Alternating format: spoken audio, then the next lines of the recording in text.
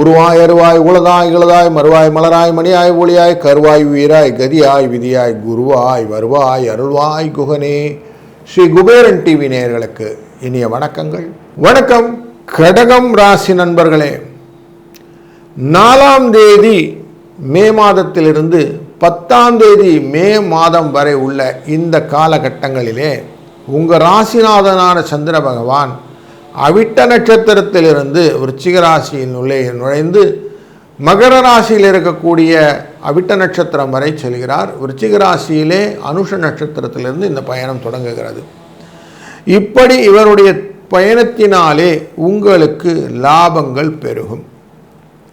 உங்கள் ராசியினுடைய 5ஆம் இடத்திலிருந்து இவருடைய பயணம் தொடங்குவதனாலே இனிஷியலாக கொஞ்சம் குழந்தைகள் வழியிலும் யூகங்கள் வழியிலும் நீங்கள் நினைத்த மாற்றங்களை ஏற்படுத்த முடியாத சூழ்நிலைகள் உண்டானாலும் செவ்வாய் புதனுக்கு அப்புறம் கொஞ்சம் கொஞ்சமாக உங்களுக்கு கண்ட்ரோல் வந்துடும். சந்தோஷத்தின் அளவீடுகள் அப்படின்னு பார்க்கும்போது கொடுத்த பணம் திரும்பி வர்றது, வழக்குகள் உங்கள் பக்கம் சாதகமாகிறது, எதிரிகள் உங்களை விட்டு ஓடுவது, உங்களுக்கான ரெக்கக்னிஷன் கிடைக்கிறது, தனம் புகழ் வரவு இதெல்லாம் கிடைக்கிறது, கௌரவம் நிலைநிறுத்தப்படுவது, இப்படி நல்ல நிகழ்வுகள் உண்டாகக்கூடிய சூழ்நிலையும் நிறைய கெட்டுகுதரெல்லாம் உங்களை ரெக்கக்னைஸ் பண்ணக்கூடிய சூழ்நிலையும் இருக்குது. அதனால் சந்தோஷத்தின் நிலைப்பாடை நீங்கள் கொண்டு வர முடியும். 7ஆம் இடமான கலத்திரஸ்தானமான மகர ராசியிலே சந்திர பகவான் இருக்கும்போது உங்களுக்கு கலத்திரத்தின் மூலியமாக வெற்றிகளும் தொழிலின் மூலியமாக நல்ல லாபங்களும் கொடுக்கக்கூடிய சூழ்நிலை இருப்பதனாலே புதுசாக வேலையை தான் செய்யணும், பொருளாதாரத்தின் விஷயம் மாற்றங்களை கொண்டு வர வேண்டும், லாப சூழ்நிலையை மனத்துக்கு மாற்றிக்கொள்ள வேண்டும். இதெல்லாமே இந்த வியாழக்கிழமைக்கு மேலே செய்யுங்க. டெஃபினட்டாக உங்களுக்கு புதிய ஐடியா, அந்த புதிய ஐடியாவுடைய எக்ஸிக்யூஷன்ஸ் எல்லாமே ஸ்மூத்தாக இருக்கும், லாபமாக மாறும். உங்களுக்கு பூர்வ புண்ணியஸ்தானம் அப்படிங்கிற மீன ராசிக்குள்ளார சனி பகவான் இருந்து கொண்டு 3ஆம் இடமான முயற்சி ஸ்தானத்தை பார்த்துக்கிட்டு இருக்கிறார் கன்னி ராசியை.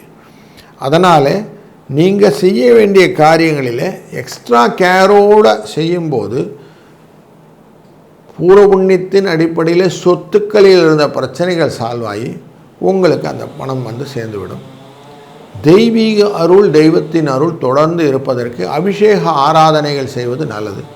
பக்கத்தில் தான் பெருமாள் கோயில் இருந்ததுன்னா திருமஞ்சனம் அப்படின்னு சொல்லக்கூடிய அந்த அபிஷேக ஆராதனையில் கலந்து கொள்வதும், அன்னதானம் என்கிற ததியாராதனையில் கலந்து கொள்வதும் ரொம்ப முக்கியம். அதை பண்ணும்போது டெஃபினட்டாக உங்களுக்கு நல்லதொரு பலனை ரிப்போர்ட் பண்ண முடியும்.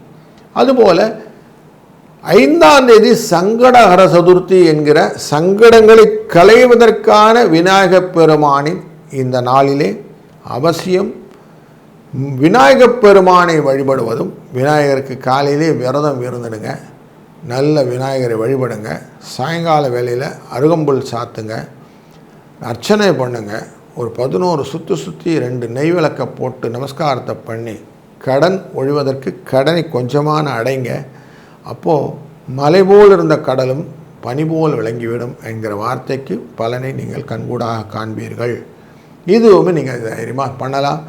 கல்யாண காரியங்கள் எல்லாம் 6ஆம் தேதியிலேருந்து நீங்கள் செய்ய ஆரம்பிங்க, எல்லாம் கைகூடி வரும்.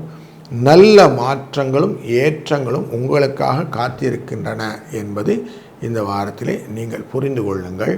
இதன் மூலியமாக உங்களுக்கு நலமும் வளமும் கிடைக்கட்டும், நல்லது நடக்கும், நல்லதே நடக்கட்டும்.